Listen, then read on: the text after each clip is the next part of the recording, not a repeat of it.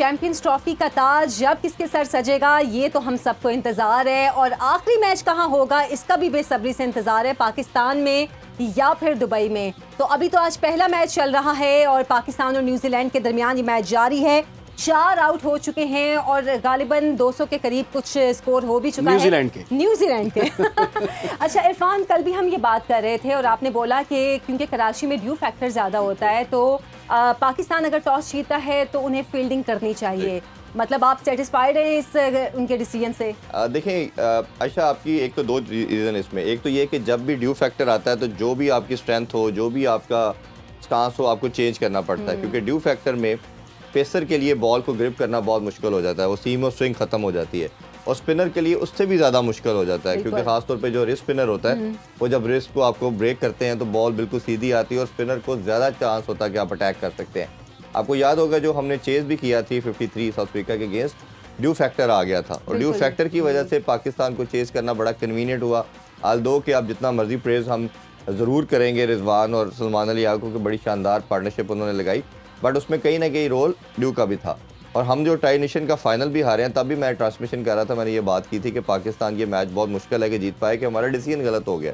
तो एक तो आपका स्क्वाड में शायद मुझे लगता था कि फ़हीम को भी तब आपने गलत खिलाया था, आपको आकिफ के साथ जाना चाहिए था, बट ओबियसली अब जो भी आपने डिसाइड किया, बट वो एक डिसीजन कई दफ़ा इतना मैटर करता है। अगर आपको याद हो 2021 का जो वर्ल्ड कप था, दुबई में T20 खेला गया था, तमाम मैचेस में हुआ क्या कि जो टीम टॉस जीती थी वो केस पे जाती थी और सिंगल हैंडली ईजिली वो मैच जीत जाती थी।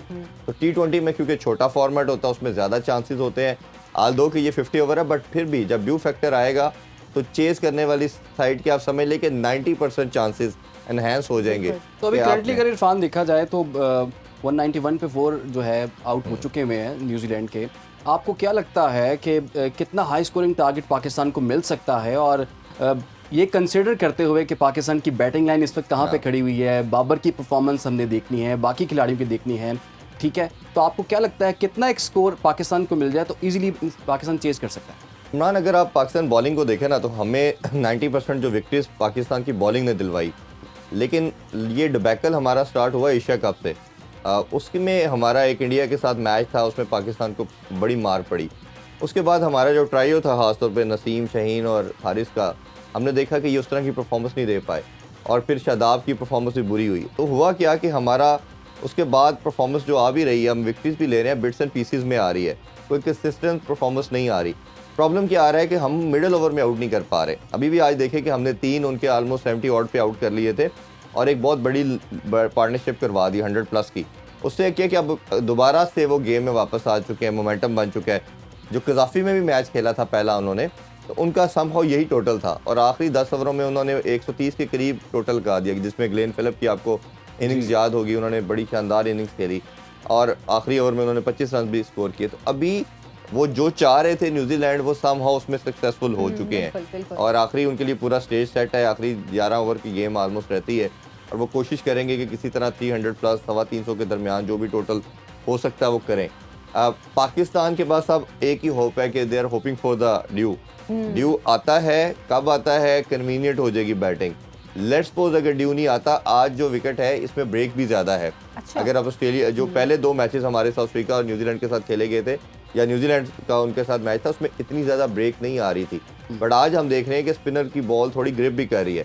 एक तो मैं बताता चलूँ कि ये जो विकेट्स हैं ये अब पाकिस्तान क्यूरेटर तैयार नहीं कर रहे, ठीक है, ये आईसीसी के अंडर है, आईसीसी के एम्बट के अंदर है, आईसीसी के क्यूरेटर इसको तैयार कर रहे हैं। तो आईसीसी हमेशा ये कोशिश करता है कि बैटिंग विकेट तो हो, बट कहीं ना कहीं बॉलर के लिए भी थोड़ी सी मदद रखते हैं। वेदर भी तो इफेक्ट करता है, क्योंकि जब पहले मैचेस हुए तब थोड़ी सर्दी थी, अब देखें अब गर्मी का भी वेदर, और जैसे कि ड्यू फैक्टर की भी हम बात कर रहे हैं, ये वेदर भी तो इन चीजों पे असरअंदाज होता है ना। पार्शियली बिल्कुल ठीक कह रही है, लेकिन इतना ज्यादा हम कह नहीं सकते कि एक वीक में बहुत बड़ा कोई ड्रास्टिक चेंज आ गया। होता नॉर्मली ये है कि अप्रैल के बाद या मार्च के बाद कराची में, लाहौर में तो आप अप्रैल के बाद बात कर सकते हैं, पिंडी में क्योंकि कराची में थोड़ा विंडी ज़्यादा है, वेदर थोड़ा जल्दी चेंज हो जाता है, तो मार्च के बाद होता है नॉर्मली कि विकेट्स के अंदर ज़रा क्रैक आने शुरू होते हैं, तो स्पिनर को मदद देती है। जो हम एक डिबेट आगे करेंगे भी, और लोग भी पूरे 2 वीक से हम सोशल मीडिया पे देख रहे हैं कि पाकिस्तान एक स्पिनर के साथ क्यों जा रहा है। दुनिया की तमाम साइड 3-4 स्पिनर के साथ जा रहे हैं। मेरी सोर्सेज के मुताबिक और जितनी मेरी बात हुई है मैनेजमेंट के लोगों से, उनका मानना ये है कि पाकिस्तान में या जो इवन दुबई के अंदर भी इन कंडीशन के अंदर बॉल कम स्पिन करता है, क्योंकि जिस तरह आपने जो क्वेश्चन किया कि बॉल जब क्रैक्स आते हैं तो फिर आपकी बॉल ज़्यादा ग्रिप बिल्कुल, करती है और स्पिन बिल्कुल। ज़्यादा करता है। इस वेदर के अंदर क्योंकि विकेट्स के अंदर आपका जब हार्ड रोल यूज़ करते हैं तो वो बॉल ज़्यादा स्पिन होता नहीं है। बट फिर भी मैं जिस तरह आज देखा खुशदिल शाह की कुछ बॉल स्पिन हुई, हमने देखा कि अबरार की बॉल भी थोड़ी स्पिन हो रही थी, तो ये फेवर कर रहा है। और न्यूजीलैंड के बड़े 3 तगड़े स्पिनर हैं। टेंडर की बात करें तो इस टाइम मेरा ख्याल है दुनिया का बेस्ट स्पिनर है। फिर इसी तरह ब्रेसवेल बड़ा ज़बरदस्त बॉलिंग करता है। फिर ग्लेन फिलिप ऑलराउंडर है, बट हम देखते हैं कि वो हर मैच में 8-10 ओवर करता है। बिल्कुल। तो ये उनके तीनों बॉलर बड़ी अच्छी फॉर्म में है। अच्छा, मैं इसी पे आपसे पूछना ही चाह रहा था, क्योंकि न्यूजीलैंड ने जो परफॉर्म किया है तय मुल्की सीरीज़ में, वो तो हमारे सामने है, वो जीत भी गए। पाकिस्तान को 2 दफ़ा उन्होंने शिकस्त भी उसमें दे दी। लेकिन अब जो बड़ा मैच जो आज होने जा रहा है, ये तो बहुत बड़ा इवेंट है। अब कितनी नफसियाती में बढ़तरी हासिल है, और अगर दोनों टीमों का कंपैरिजन किया जाए तो कंपैरेटिव एनालिसिस आपका क्या होगा? कौन सी टीम जो है ऑन पेपर तगड़ी लगती है आपको? देखें, ओवरऑल अगर हम देखेंगे ना तो 118 दफ़ा प्रॉब्ली दोनों आपस में खेले हैं। पाकिस्तान 61 टाइम जीता है और ये 53 टाइम जीते हैं। बड़ा एक मैं तो हमेशा कहता हूँ बड़ा सरप्राइजिंग किस्म का ये स्टैट्स है कि जो न्यूजीलैंड से हम कभी जीत नहीं पाए चैंपियन ट्रॉफी में, तो ये एक बड़ी एक पाकिस्तान के लिए वेट्स हम ये कह सकते हैं कि एक चीज़ है कि पाकिस्तान अपनी चैंपियन ट्रॉफी में इनको डिफीट नहीं दे सका। ये स्क्वाड और दिखा अभी- भी रहे हैं हम स्क्रीन पे। हाँ जी, स्क्वाड तो ऑब्वियसली हमें मालूम है कि ये टीम हमारी खेल रही है। उनका भी इनका रविंद्रा जो मेन पार्ट होते हैं वो इसमें पार्ट नहीं है। बट ओवरऑल देखा जाए तो ये जो आप इमरान बात कर रहे थे कि किसका बैलेंस है, तो हमेशा पाकिस्तान न्यूजीलैंड से जीतता है, मोस्टली जीतता है। बट रिसेंट पास्ट में हम देख रहे हैं कि न्यूजीलैंड बड़ा शानदार क्रिकेट खेल रही है। खासतौर पे इनका जो कोर है प्लेयर्स का, ये 2 साल से वही यूनाइटेड है। आल्दो के आप बोल्ट और जो अगर हम बात करें तो सऊदी इनकी टीम का पार्ट नहीं है, जो इनके मेन फीचर थे बॉलिंग के अंदर। बट लुकी फर्गसन इनका one of the best bowler है। वो भी अभी कुछ दिन पहले इंजर हो गए, तो उनकी जगह जेमिसन आ चुके हैं। वो भी 145 तो 145 फखर भी से तो आज 50 तक इंजर जाते हुए हैं हैं। ना, फखर भी तो आज फखर की फील्डिंग अच्छी के दौरान चीज़ ये है कि हुए। दोबारा ग्राउंड में आ चुके हैं। आगे जब बैटिंग के टाइम आएगा पाकिस्तान की तो कुछ असर कर नहीं, सकता उन्होंने है मेरा आपकी ख्याल है टीम? थोड़ा सा प्रिकॉशनरी तौर पे वो ग्राउंड से बाहर गए और फिजियो ने उनको चेक किया है, डॉक्टर्स ने, ऑब्वियसली पैनल मौजूद है, वो देखने के बिल्कुल, बाद पीसीबी की कोई रिलीज मीनवाइल नहीं आई। और अच्छी चीज़ ये है कि दोबारा वो ग्राउंड में आ गए। दोबारा अगर हमने इन्हें देखा, कोई रिस्क होता तो खुदा न खास्ता वो ना आते। और साइम की इंजरी की वजह से पहले ही हमारी पूरी टीम का जो कम्बिनेशन है वो डिस्टर्ब हो चुका है। और खुदा न खास्ता गॉड फॉरबिड इनको हो जाता या ऐसा कोई प्रॉब्लम आता तो फिर जो हमारे चांसेस थोड़े बहुत हैं इस चैंपियन ट्रॉफी में वो और मिनिमाइज हो जाते। अच्छा, बाबर से हमेशा ही बहुत ज़्यादा उम्मीदें होती हैं, और पिछले कुछ अरसे से वो शायद उस तरह से परफॉर्म भी नहीं कर पा रहे। अब और तो उन्होंने कह नंबर दिया 1 बेचारे पोजीशन ने भी मुझे किंग भी ना के। और उनसे नंबर 1 पोजीशन भी जो है वो हाँ, छिन गई छिन है। गई। लेकिन एक बात है कि वो ओपनिंग के लिए तो आएंगे, और आपको क्या लगता है कि उनके नंबर पे बड़ी बात हो रही है कि शायद उनका वो ओपनिंग में उस तरह से सेट नहीं हो पा रहे, उनका दूसरा या तीसरा नंबर बेहतर हो सकता है। तो आपके ख्याल में उनको किस नंबर पे खिलाना चाहिए? देखिए, बाबर को ऑलमोस्ट 2015 में उसका डेब्यू हुआ था और अगर देखें तो 9-10 साल से वो क्रिकेट खेल रहा है। और मुझे अच्छी तरह याद है जब मिकी आर्थर और सरफराज के एरा में वो आए थे और उन्होंने तब आइडेंटिफाई किया था कि ये पाकिस्तान का फ्यूचर में बेस्ट टैलेंट है और इसको लेके चलना है। और तब मोहम्मद हफीज़ और अजहर अली 3 पे खेलते थे, दोनों से नंबर लेके बाबर को दिया गया। आपने over the period of time उसको बनाया, 55 प्लस की उसकी एवरेज है, 1900 है उसके, 6000 फास्टेस्ट रन उसने बना दिए। T20 में आप डिबेट कर सकते हैं बाबर की बैटिंग के ऊपर, उसके बैटिंग स्टाइल के ऊपर, वो तेज़ नहीं खेलता। टेस्ट में भी आप बात कर सकते हैं बाबर से रन्स नहीं हो रहे, लेकिन ओडीआई एक ऐसा फॉर्मेट था जिसमें बाबर दुनिया में बेस्ट है और इसीलिए वो 4 साल से कंसेक्टिव नंबर 1 था। अब शुभमन गिल ने उससे ये टाइटल अभी Position फिलहाल ले उसने उनसे लिया है क्योंकि बाबर की रिसेंट फॉर्म अच्छी नहीं है। तो आपकी जो सेट पैटर्न होता है, जो टेम्पलेट मिला होता है, कभी भी अच्छी टीमें अपने कोर को चेंज नहीं करती।